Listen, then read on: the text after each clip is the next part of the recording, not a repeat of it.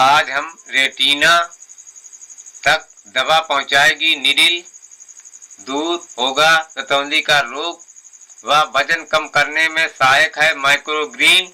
Supreme court की सलाह, महिलाओं के प्रति रूढ़वादी भाषा का फैसलों में न हो इस्तेमाल। इसकी जानकारी साझा करेंगे। रेटिना तक दवा पहुंचाएगी नीडिल, दूर होगा रतौंधी का रोग। GSVM मेडिकल कॉलेज के वरिष्ठ प्रोफेसर ने 2018 में किया था आविष्कार। देश दुनिया के प्रतिष्ठित संस्थानों से सत्यापन के बाद 20 वर्ष के लिए मिला पेटेंट। पेटेंट के बाद मिला नया नाम। प्रोफेसर परवेज ने आविष्कार के बाद नीडिल का नाम सुप्राकोक्राइडल नीडिल 500-900 माइक्रो यूनिट रखा था, जिसे पेटेंट में micro needle for ocular drug delivery नाम दिया गया। केंद्र सरकार के पेटेंट कार्यालय ने 10 अगस्त को पेटेंट का प्रमाण पत्र जारी कर दिया। अब रतौंधी आंखों की रोशनी नहीं छीन पाएगी। रतौंधी के मरीजों के लिए GSVM मेडिकल कॉलेज के नेत्र रोग विभाग के प्रोफेसर परवेज खान ने विशेष नीडिल या सुई का आविष्कार किया है। आंखों में रेटिना के अंदर हर परत तक दवा पहुंचाने में सक्षम नीडिल अभी तक दुनिया में उपलब्ध नहीं थी।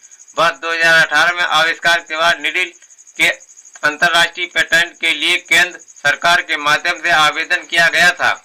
5 साल तक देश दुनिया के संस्थानों से सत्यापन के बाद नीडिल को 20 साल के लिए पेटेंट मिल गया। जन्मजात बीमारी रतौंधी में रेटिना की सेल्स खुद मरने लगती हैं। नसें सूखने से आंखों की रोशनी कम होती जाती है। 5 से 15 वर्ष तक की उम्र के बच्चों में इसका असर पूरी तरह दिखने लगता है। वर्ष 2018 में मेडिकल कॉलेज के नेत्र रोग विभागाध्यक्ष रहे प्रोफेसर परवेज खान ने रतौंधी के चलते आंखों की रोशनी खो चुके मरीजों पर शोध शुरू किया। उन्होंने मरीजों के रक्त में प्लेटलेट्स रिच प्लाज्मा या PRP इंजेक्शन तैयार किया।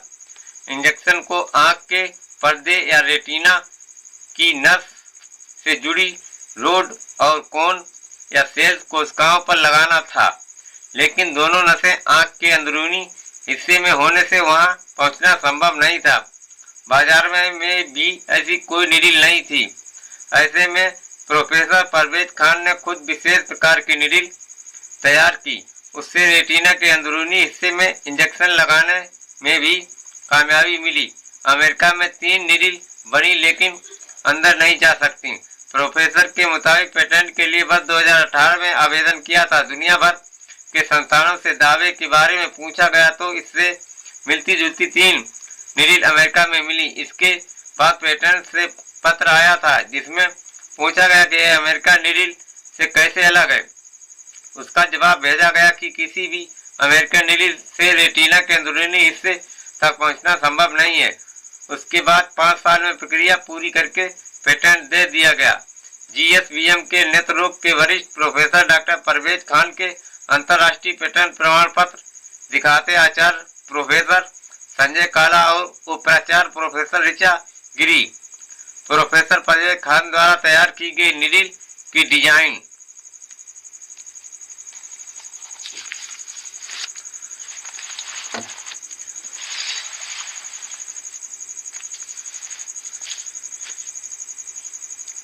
वजन कम करने में सहायक है माइक्रोग्रीन।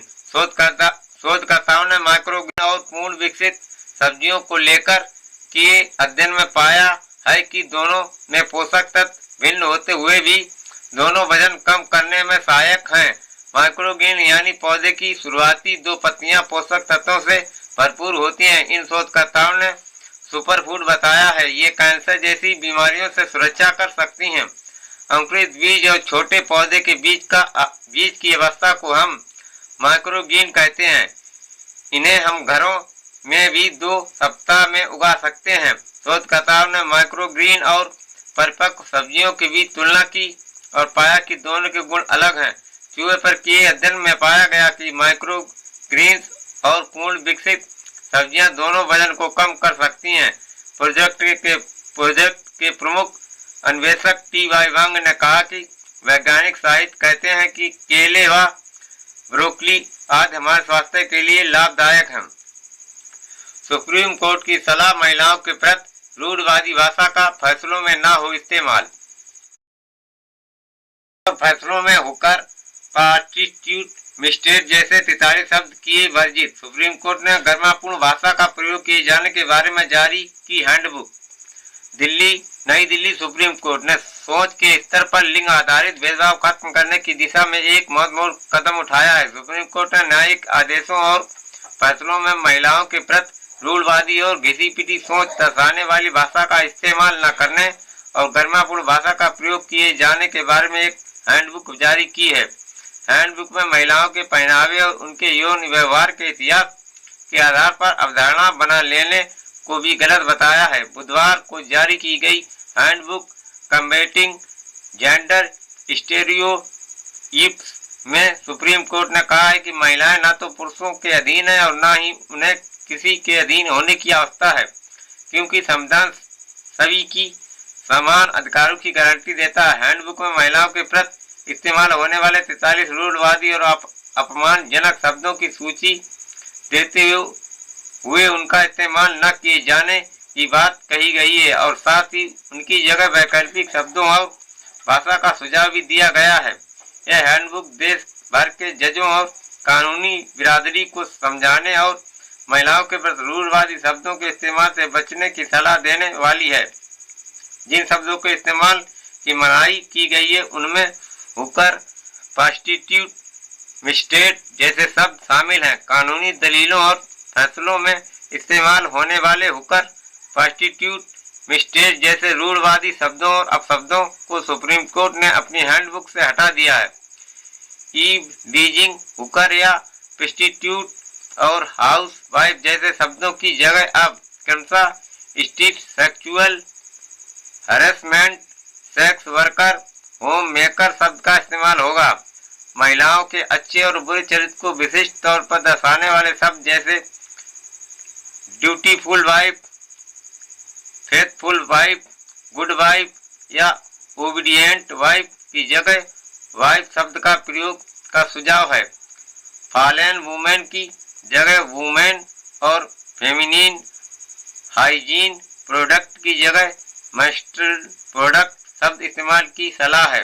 उद्देश्य न्यायिक आदेश और न्यायिक प्रक्रिया में महिलाओं के प्रति रूढ़वादी सोच के शब्दों को समाप्त करना और लिंग आधारित समानता दर्शाने वाली भाषा का इस्तेमाल लागू करना है। प्लीज मेरा channel like, subscribe, comment and share करें। धन्यवाद।